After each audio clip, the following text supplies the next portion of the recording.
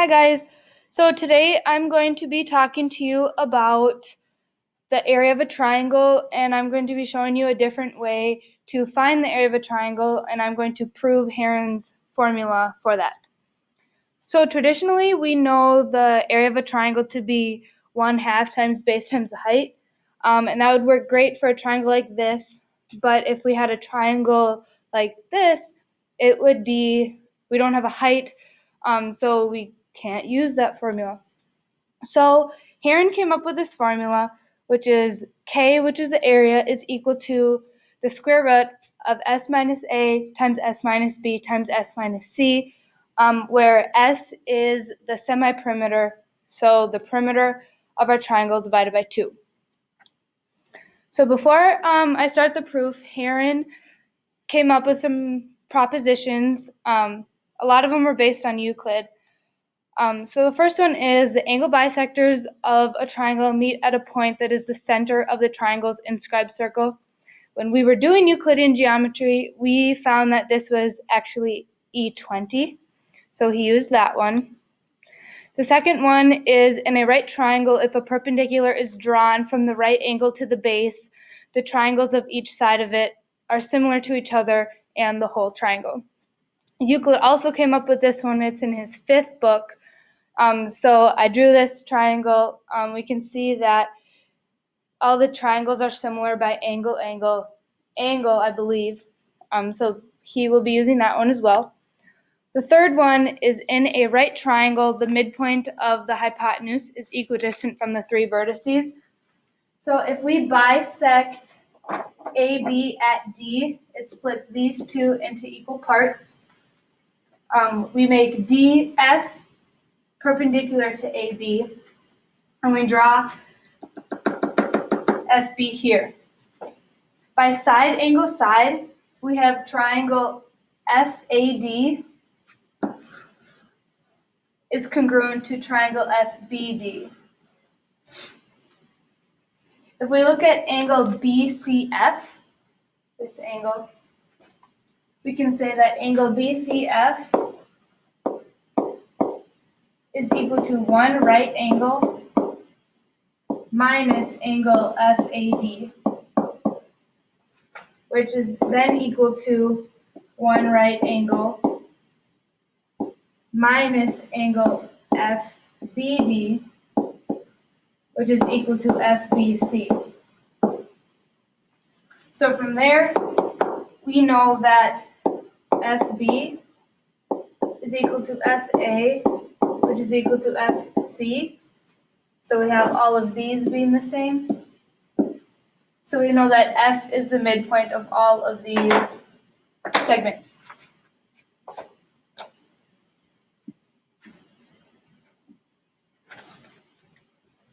So our proposition 4 says that if AHBO is a quadrilateral with diagonals AB and OH, angle HAB and angle HOB are right angles, then a circle can be drawn passing through all the vertices.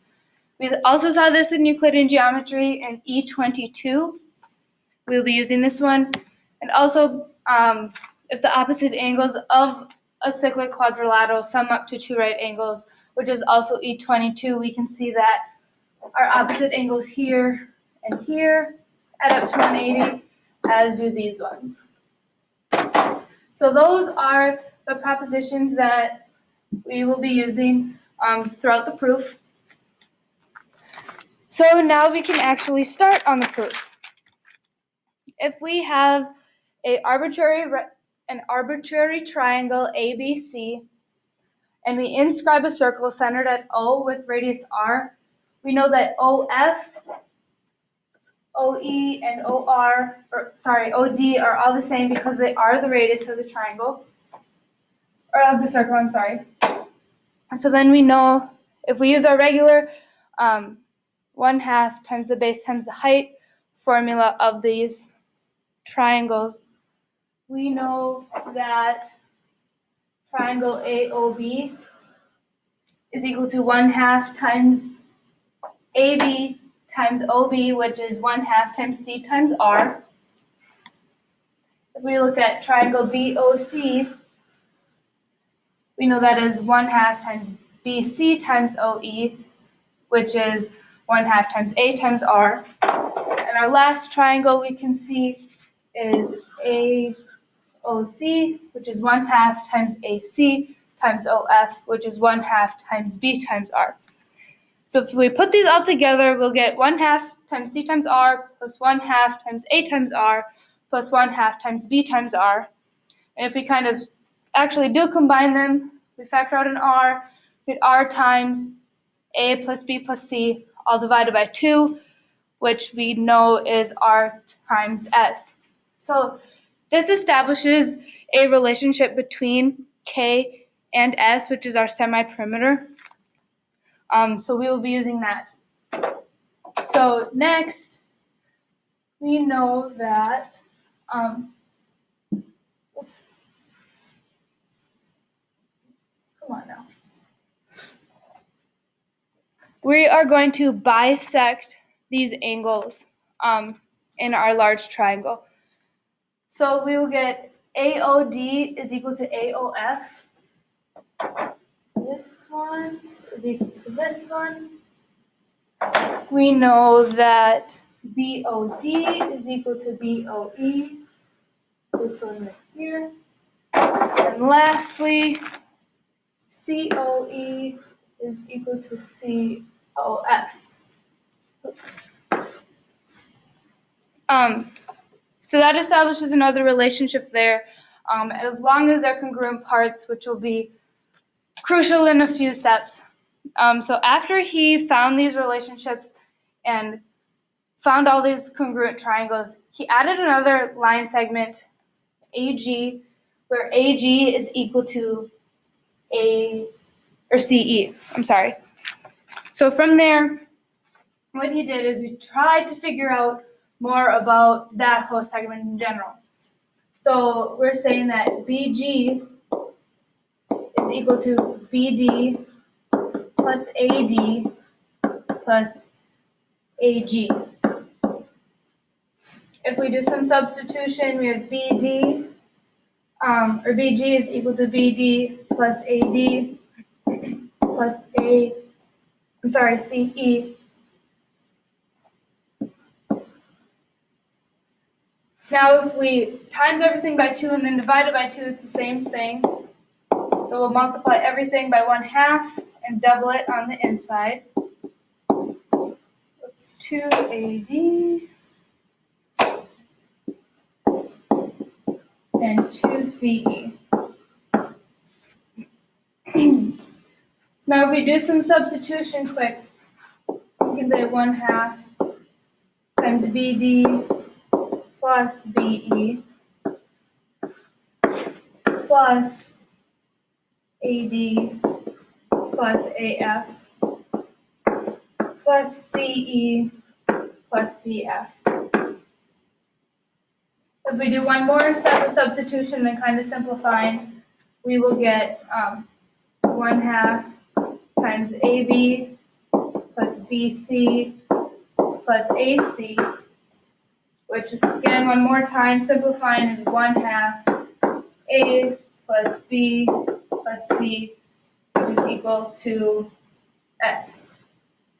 So we know that BG is equal to S. And so now that we know S, we can kind of talk more about the other sides and kind of get more parts of that formula. So from here, we can kind of think about what would S minus C be? Well, we have S minus C is equal to BG minus AB, which we have equal to AG. So we will remember that. Next, we will look at S minus B. So S minus B is BG minus AC, which if we substitute and expand a little bit, we have BD plus AD plus AG minus AF plus CF. If we do a little substituting, we can get BD plus AD plus CE minus AD plus CE, which we can find will be equal to BD. So we have S minus B is equal to AD as well. Now our last part is S minus A, which we will find is BG minus BC. So again, expanding a little bit, we have BD plus AD plus AG minus BE plus CE. So substitute again, we'll get we will get BD plus AD plus CE minus BD plus CE, which is equal to AD. So now we have all of the steps for our formula. We just need to find a way to put them together. Quickly erase this.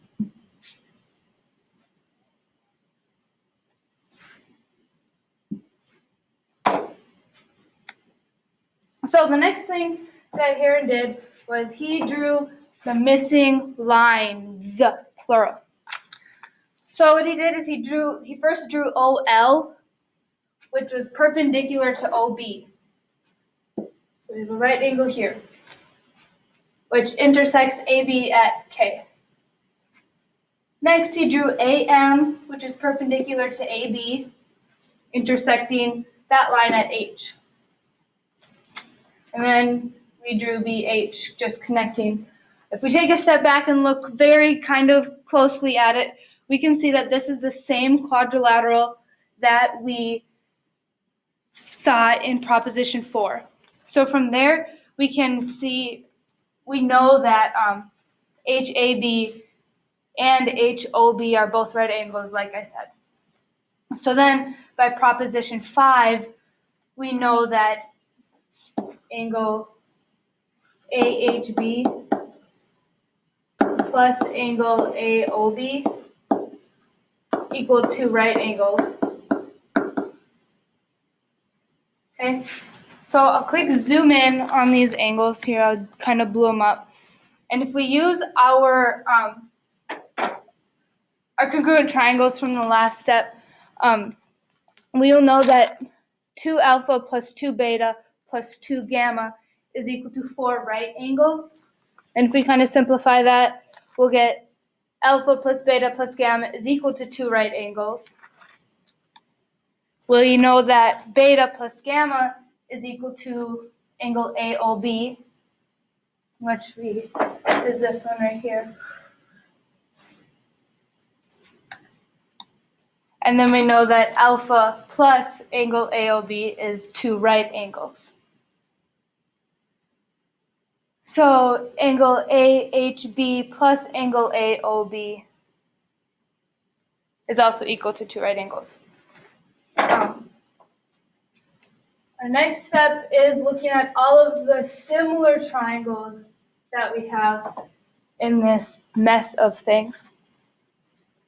So first we're looking at triangle COF. Look at this one right here. Being similar to our large one BHA. This one right here. So we know that angle CFO and angle BAH are both right angles. And we know that angle alpha is equal to angle AHB. So we can make the proportion AB over AH is equal to CF over OF, which is equal to AG over R. And if we do some substitution, we can kind of shrink that down to AB over AG is equal to AH over R. So the next triangle that we're going to look at, and find similar, oopsies, is triangle KAH, this one right here, and KDO.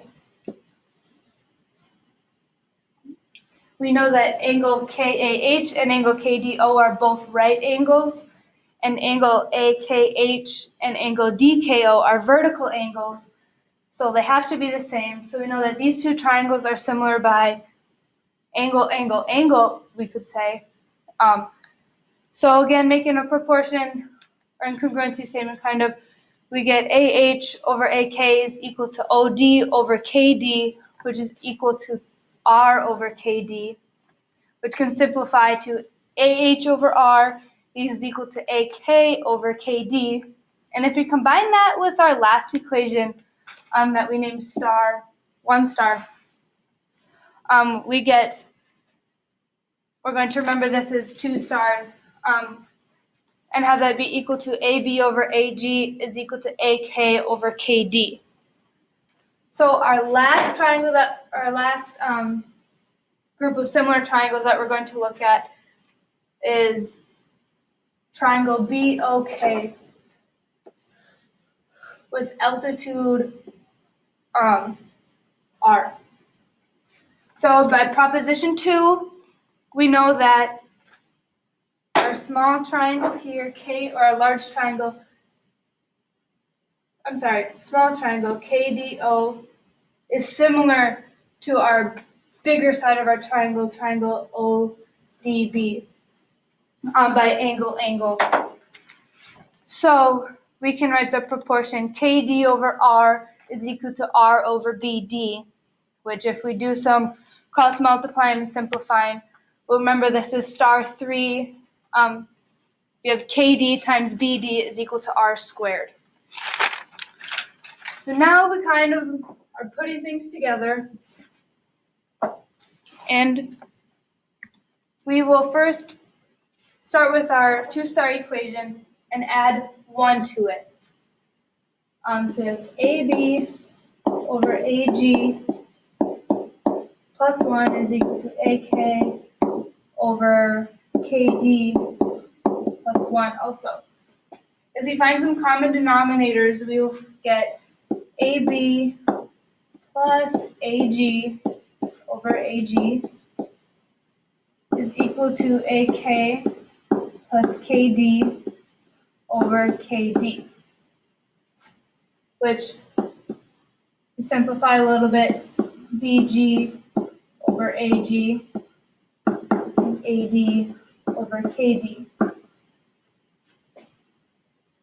So now we're going to multiply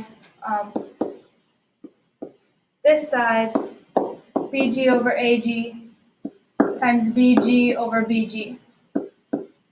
And the other side, AD over KD, will multiply by BD over BD. Okay, if we do some cross multiplying and kind of simplifying at the same time, we'll get BG squared over AG BG is equal to AD BD over R squared, which we substituted from our equation 3. So again, cross multiplying one more time, we get R squared times BG squared is equal to AG BG times AD times BD equal to each other. We substitute, we know that this is S squared. So then we can substitute in, we'll go up here.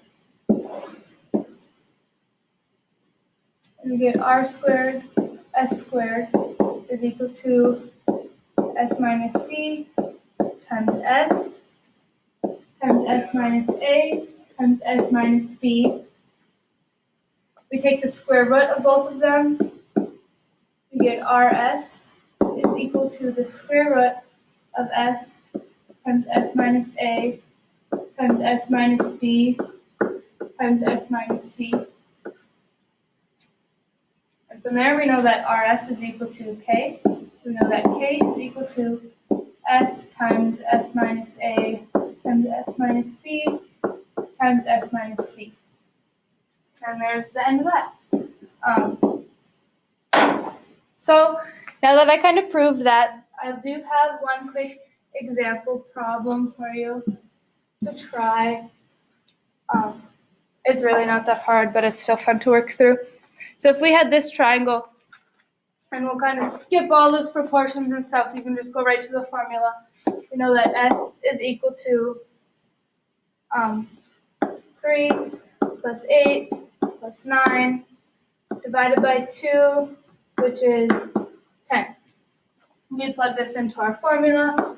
We have K is equal to 10 times 10 minus 3 times 10 minus 8 times 10 minus 9. We do some fancy math. We know that this is equal to the square root of 140, which is equal to 11.832.